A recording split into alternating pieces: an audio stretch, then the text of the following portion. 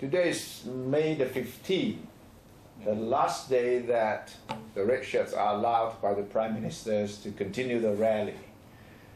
We are seeing a lot of talks and speculation about what the government is doing to the red shirts and what the red shirts have said they would do today. Midnight is the deadline that yes, the government says they're going to cut power, electricity and water to sort of pressure the red shirts to disperse. You think that will happen? Definitely the government is gonna do that, but I don't think the red shirt is very much worried about that. Why? They have their For own... one thing, they have the generator ready. Yeah. For one thing, and for the water, that could be a major problem for them. But the neighborhood of Rajpasong intersection will be affected, especially those who are not red shirts or those who are not involved in that may be what the government wanted in the first place, because to make the people in the neighborhood suffer from the gathering. So some more pressure could be put on the red shirt because of that. The red shirts say they're ready to end the rally with one last condition, and that is Deputy Prime Minister Suthep Thavisin has to give himself up to police. When he went to the DSI, the Department of Special Investigation, yesterday, the red shirt leader said that's not what it should have been, because Suthep did not go as a suspect. He went as the boss of the DSI. So now what exactly do the red shirts want? Well, I think the key issue for the red shirt is what happened on April 10. A lot of people died and many more were injured. And to leave Rajpasong without any clear-cut answer to the protesters about this particular day will be a disaster for them. They cannot. They have to get out of the area with some clear explanation that something is being done, at least by the government. So Kun Suthep have to show some more responsibility apart from going to the DSI and acting like a boss. Yeah. So the red shirt leader may be right in saying that Suthep should have shown some more sincerity about what happened on April 10. But I suspect that the red shirt leaders also, by putting up this condition, would want their own case to be considered more or less along the same way that Suthep's case is. That means that if Suthep gets bail, then the red shirt suspects should also get bail. Yes, and that's another parallel issue of the red shirt leaders. For one thing, they want to make it look good for themselves and the protester. Okay, we are leaving, but we are doing something to make sure that people who got killed and injured on that day get some kind of justice. And then at the same time, they have to make sure that they themselves get some immunity after leaving Rajpasong.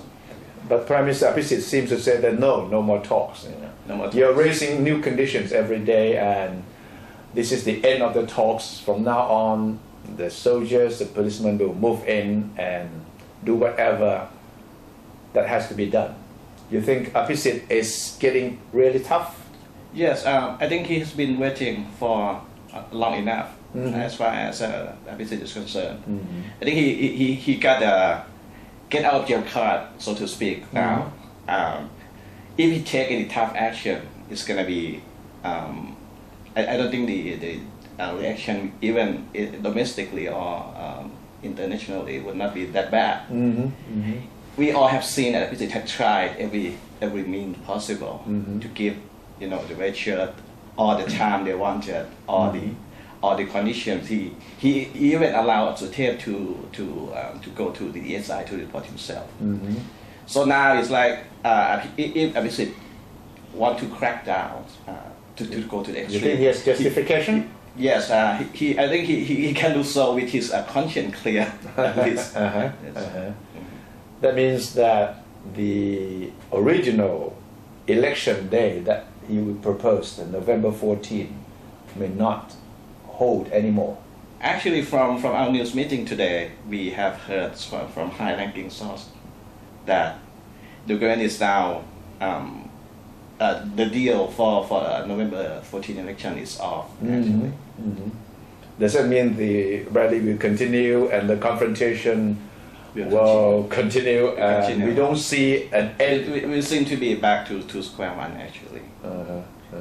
It could be easier after what happened to Chulalongkorn Hospital. Yeah. It could be easier for the government to take action, but we all know that the red shirt is not just the people who are protesting in front of the stage. There's some other elements involved as well. So that's a dangerous thing. The so-called hardcore elements. Hardcore elements. Those are the people who do not want the rally to end. No. And you think the three leaders, Natawut, Jatuporn, and Vira, can control the so-called hardcore elements? From what we heard, it's getting more and more difficult for them. Vira, for one, we have heard that he already quit As chairman of the red shirt UDD? of the UDD. Yes. So that means that It's now up to Natawut and Jatuporn to carry on, which is not easy. But do you think Thaksin is, really running the show from outside the country? He could be continuing to sponsor the rally, but it could be getting out of his hand at the moment, from what we said. People have been killed, and they have been gathering for 2 months now. So it could be everyone for himself. Everyone has his own agenda. Everyone has his own ideology. So Thaksin can may be able to control certain sections of the rally, but I don't think he's in total control. And he's also, I would say, adopting the divide and rule sort of tactics. He's running the three leaders as a campaign, as a peaceful campaign, ahimsa, non-violent tactics, and at the same time, he's also seen to be backing the hardcore elements who, some of them have weapons, and some of them are. Some of those who went into Jula Hospital as well. So, what is he doing? What is Thaksin really after? He might have some purpose in his mind when he decided this is the best thing to do. But it could be backfiring against him now. Because, the two elements are supposed to be working separately without hurting each other image or agenda. But the two camps seem to be mixing up a little, and it could be backfiring again. So who is now having the upper hand, the government or the red shirts? Well, I think the government has a little upper hand, but not that much. Not that much. So in the end, it's it's back to square one. It's 50-50. It's not as bad as when it all started, when we have like 50,000 people or 60,000 people. That's a lot of people. But now the number has shrunk a lot. So the government had that advantage of a smaller crowd. It's easier to control, and the image of the red shirts are not the same as when it all started on March 12th. So I would say it's 60-40. 60-40. The government is 60.